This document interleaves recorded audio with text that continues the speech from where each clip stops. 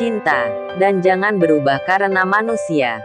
Karena Anda akan kecewa ketika orang itu tak menghargai Anda. Berubahlah karena Allah. Yakin karena telah dikaruniai taufik dan hidayahnya. Alfian lagi-lagi dibuat terpana akan perkataan Aisyah. Keduanya telah sampai di apartemen. Aisyah langsung masuk ke dalam kamar Alfian. Dia mengambil beberapa helai baju dan keperluan miliknya. Alfian yang masih terngiang-ngiang akan perkataan Aisyah, hanya duduk lemas di atas sofa. Aisyah sudah masuk kamarnya.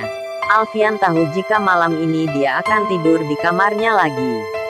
Alfian menarik napas panjang. Semakin dia berpikir jika Aisyah selalu saja memberinya pengajaran walaupun dengan cara yang kadang menohok baginya. Semakin dia berpikir semakin yakin jika Aisyah memang dikirimkan Allah baginya yang telah melenceng jauh dari ajaran agama. Aisyah membuatnya tersadar akan semua perbuatannya yang salah. Pagi-pagi sekali Aisyah sudah bangun. Sebelum suaminya keluar kamar, Aisyah telah siap menunggunya. Dengan beberapa bawaan yang telah dia siapkan untuk keperluan kedua kakaknya. Juga dengan makanan yang telah dia masak sendiri. Tiba-tiba terdengar suara bel berbunyi. Aisyah segera membukanya dan kaget melihat Abah dan Umi juga Kak Ahmad. Kami ingin melihat Kak Siti. Sebelum ke rumah sakit kami ingin berkunjung dulu ke rumahmu. Untung Kak Ahmad bisa menemukan alamat ini dengan cepat, ucap Umi setelah Aisyah mempersilakan semuanya untuk masuk. Aisyah tampak senang. Dia segera menyajikan minuman dan makanan untuk kedua orang tuanya juga sang kakak. Aisyah tahu jika mereka pasti pagi sekali berangkat dan mungkin saja belum sarapan. Mana suamimu nak? Tanya Abah. Masih di dalam kamar Abah. Jawab Aisyah sambil menunjuk ke sebuah kamar. Apa masih tidur? Tanya Umi. Aisyah terlihat bingung menjawab. Karena dia sendiri tidak tahu apa suaminya masih tidur atau sudah bangun. Sebentar, Aisyah panggil dulu. Aisyah berjalan mendekati kamar suaminya. Walaupun dengan ragu, Aisyah masuk ke kamar. Di dalam dia tak menemukan suaminya di atas tempat tidur. Aisyah yang tahu jika Alfian sedang mandi, berniat kembali keluar. Namun dia kaget ketika tiba-tiba melihat suaminya keluar kamar mandi. Aisyah hampir memekik melihat sang suami hanya memakai handuk saja yang melingkar di pinggangnya. Begitu juga dengan Alfian yang kaget melihat Aisyah ada di dalam kamarnya. Belum lagi dia juga merasa malu Aisyah melihatnya tanpa memakai baju. Aisyah segera membalikkan tubuhnya, membelakangi Alfian yang berdiri di belakangnya. Badannya gemetaran.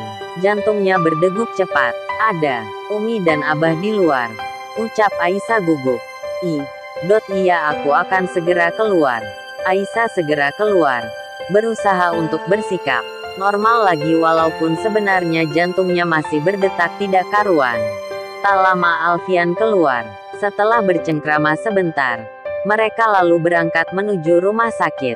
Di dalam mobil, Aisyah masih merasa canggung dan malu sendiri. Begitu juga dengan Alfian. Keduanya sama-sama salah tingkah. Maaf, saya tidak tahu jika Anda sedang mandi tadi. Saya pikir Anda masih tidur. Jadi saya masuk untuk membangunkan. Aisyah memberanikan diri untuk berbicara dengan suaminya. Tidak apa-apa, lagi pula. Jika kamu mau kamu bisa melihat semuanya. Aisyah langsung membelalakan matanya, melihat Alfian di sampingnya. Aku mendengar kata-kata itu juga dari seseorang. Alfian nampak ketakutan karena niatnya untuk mencairkan suasana malah membuat Aisyah marah. Aisyah dan seluruh keluarganya tampak menunggu ketika Siti melakukan proses kuretase. Tiba-tiba semua orang kaget melihat Umi yang menangis terisak. Aisyah dan Zainab segera menghampiri ibu mereka. Umi, Kak Siti hanya dikuret saja, bukan operasi besar. Kenapa Umi khawatir dan menangis? Tanya Aisyah heran. Iya Umi, Siti akan baik-baik saja, insya Allah.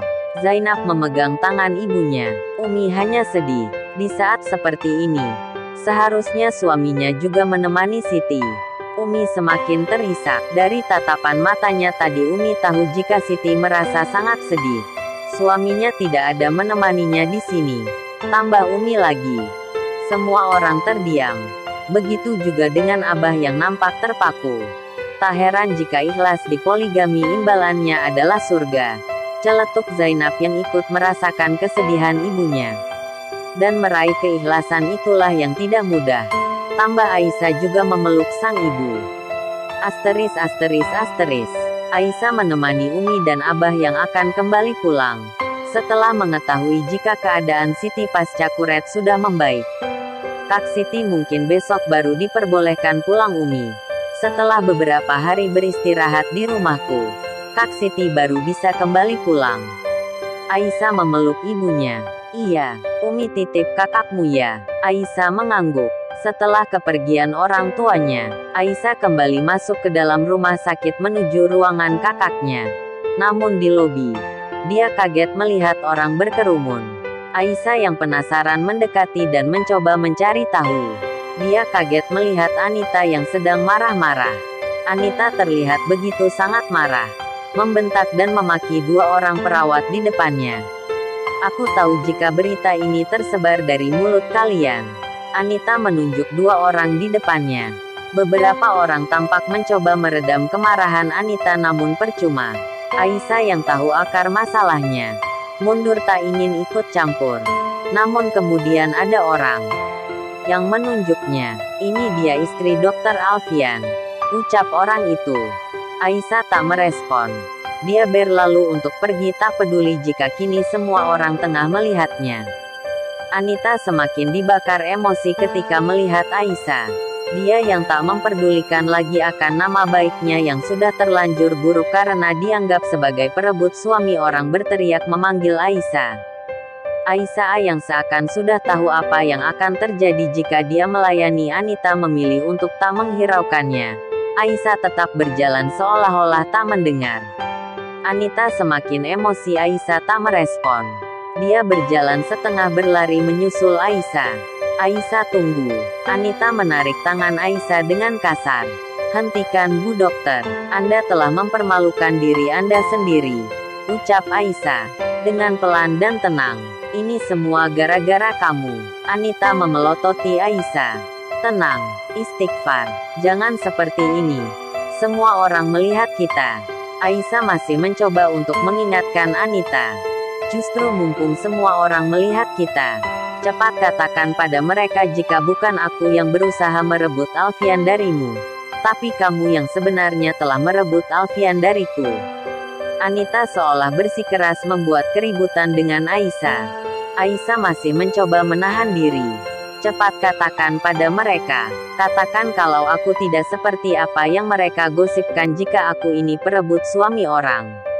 Anita terus mendesak Aisyah. Katakan juga jika pernikahan kalian karena terpaksa. Alfian tidak mencintaimu tapi dia mencintaiku. Dia terpaksa menikahimu karena permintaan orang tuanya saja. Aisyah terus mencoba menahan diri. Biar aku yang katakan. Semua orang melihat asal suara. Alfian berjalan menghampiri keduanya. Istriku tidak merebut aku dari siapapun, termasuk darimu. Anita melebarkan matanya. Kami menikah memang karena dijodohkan. Tapi kamu salah. Aku mencintai istriku, bukan kamu. Alfian memegang tangan Aisyah. Aisyah kaget langsung melihat tangannya yang dipegang.